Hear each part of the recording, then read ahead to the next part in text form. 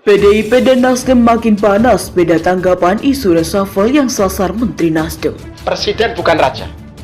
Presiden punya hak, memang iya punya hak. Tetapi pengusung juga punya hak. Hak untuk diajak bicara, hak untuk diajak berembuk, bermusyawarah. Siapa yang diangkat, siapa yang diganti. Nah, itu.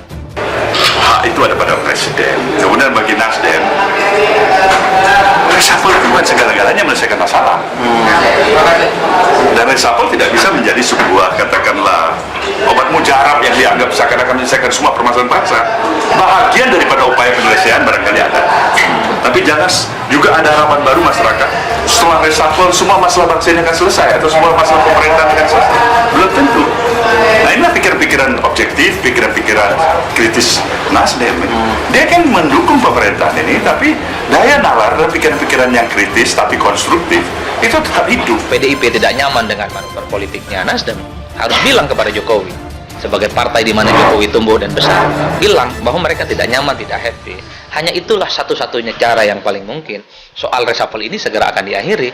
Yang ditunggu oleh Nasdem bukan pernyataan PDIP, bukan perang secara terbuka yang disampaikan oleh teman-teman politisi PDIP, tapi soal bagaimana Jokowi melihat ini semua sebagai sebuah sikap politik yang pada akhirnya harus dipilih. Dan kebijakannya, jangan sampai ada presiden mendadak di Republik ini, presiden dadakan yang mencoba berasumsi dirinya sebagai presiden atau mempengaruhi presiden, ya, mempengaruhi presidential rights, prerogative presidential rights presiden. Jangan serahkan itu pada presiden. Terkait dengan Partai Nasdem yang sudah mendahului mendeklarasikan calon presidennya, ya, ini juga menjadi catatan. Satu, kinerjanya; dua, termasuk partai. Nggak boleh, biasa aja. Hanya kan meskipun biasa saja, tapi kan tetap ada catatan. Oh begini ya. Oh begini cara berpolitiknya. Oh kan tetap ada penilaian. Oh ini kok kurang dewasa. Oh ini kok politiking. Oh ini kok nggak negarawan. Oh, mungkin kan ada lagi reshuffle Pak di ujung jabatan. Kapan Pak? Kapan Pak waktunya? Awal tahun? Ya nanti. Siap, terima kasih Pak Presiden. Yang kita agak keberatan ini adalah kebisingan ini secara kita merasa ini sengaja diciptakan, kok yang disasar itu saja. Itu aja poin kita sebenarnya. Mention dua menteri dari Nasdem yang dinilai tidak punya kinerja. Nah, bahkan sehari dua hari ini kita sangat vulgar mendengarkan bahwa ini soal gentleman karena dianggap Nasdem itu ingin pisah jalan untuk 2024. Gentleman yang dimaksud itu mungkin karena Nasdem sudah mengusung Anies, sosok oposisi yang selama ini dianggap sebagai antisisa Jokowi. Kalau mau pisah jalan di 2024 ya monggo. Dari sekarang lah memang harus hengkang kaki. Kalau kami berulang-ulang mengatakan, bahkan ketika mendeklarasikan Anies, kita sudah mengatakan kita tetap bersama Jokowi sampai 2024. Dan kontrak kita memang sampai 2024. Republik ini terlalu sederhana kalau diurus oleh satu dua kelompok. Kita mesti merangkum semua potensi bangsa. Untuk apa? Untuk kemajuan.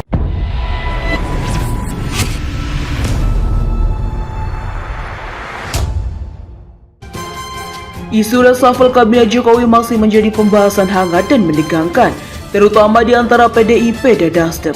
Politikus kedua partai politik itu memiliki pun tampaknya semakin memanas menanggapi isu reshuffle menteri dalam kabinet Indonesia Maju. Seperti halnya politisi PDIP yang tampak semakin menunjukkan sikap konfrontasinya terhadap Partai Nasdem dengan getol secara gamblang menyebut menteri Nasdem layak dievaluasi. Kendati demikian, PDIP tetap menyerahkan semua keputusan reshuffle menteri di tangan Jokowi sendiri. Kami tidak ingin lebih lanjut lagi, ini kewenangan Presiden.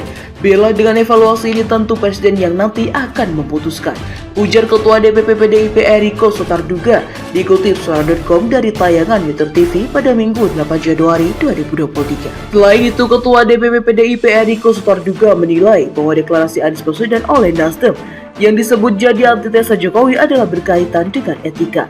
Kalau soal dikatakan antitesa itu sebenarnya etika. Kalau kita sudah mau mengambil sesuatu yang berlawanan antitesa, ya etikanya. Kenapa tidak berani mengambil langkah seperti itu? Itu juga perlu menjadi satu pertanyaan tersendiri, sambungnya. Eriko lantas menegaskan reshuffle tetap berada di tangan Presiden Jokowi yang memiliki hak prerogatif. Di sisi lain, Ketua DPP Partai Nasdem Effendi Hoiri alias Gus Coy juga turut menanggapi hal tersebut.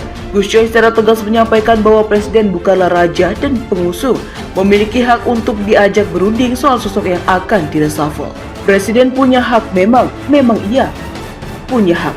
Tetapi pengusung juga punya hak untuk diajak bicara, hak untuk diajak berembuk bermusyawarah, kata Gus Coy. Kami tidak mau menyakiti partai lain, tidak mau mengganggu partai lain. Silakan mau apa mereka, kami akan jalan terus sesuai dengan hak-hak Nasdem, ukasnya. Mendeklarasikan Anies untuk maju Pilpres 2024, Jokowi kelihatan sekali tidak nyaman dan itu mengarah kepada kemungkinan reshuffle yang akan dilakukan kepada menteri-menteri yang saat ini diduduki oleh Nasdem. Setelah Nasdem mengumumkan Anies sebagai kandidat capres, elit PDIP silih berganti, baik secara terbuka ataupun tidak terbuka, menyindir Nasdem. Presiden bukan raja. Presiden punya hak, memang iya punya hak. Tetapi pengusung juga punya hak. Hak untuk diajak bicara, hak untuk diajak berembuk, bermusyawarah. Siapa yang diangkat, siapa yang diganti. Nah, itu. Dan kebijakannya jangan sampai ada presiden mendadak di Republik ini, presiden dadakan yang mencoba berasumsi dirinya sebagai presiden atau mempengaruhi presiden, ya, mempengaruhi presidential rights, prerogative presidential rights presiden. Jangan serahkan itu pada presiden. Hak itu ada pada presiden. Kemudian bagi Nasdem, reshuffle itu bukan segala-galanya menyelesaikan masalah. Dan reshuffle tidak bisa menjadi sebuah, katakanlah, obat mujarab yang dianggap seakan-akan menyelesaikan semua permasalahan bangsa. Bahagian daripada upaya penyelesaian barangkali ada. Tapi jangan juga ada harapan baru masyarakat. Setelah reshuffle, semua masalah bangsa ini akan selesai atau semua masalah pemerintahan akan selesai. Belum tentu. Nah, inilah pikiran-pikiran objektif, pikiran-pikiran kritis Nasdem. Dia kan mendukung pemerintahan ini, tapi daya nalar dan pikiran-pikiran yang kritis tapi konstruktif itu tetap hidup. PDIP tidak nyaman dengan manuver politiknya Nasdem, harus bilang kepada Jokowi sebagai partai di mana Jokowi tumbuh dan besar, bilang bahwa mereka tidak nyaman, tidak happy. Hanya itulah satu-satunya cara yang paling mungkin soal reshuffle ini segera akan diakhiri.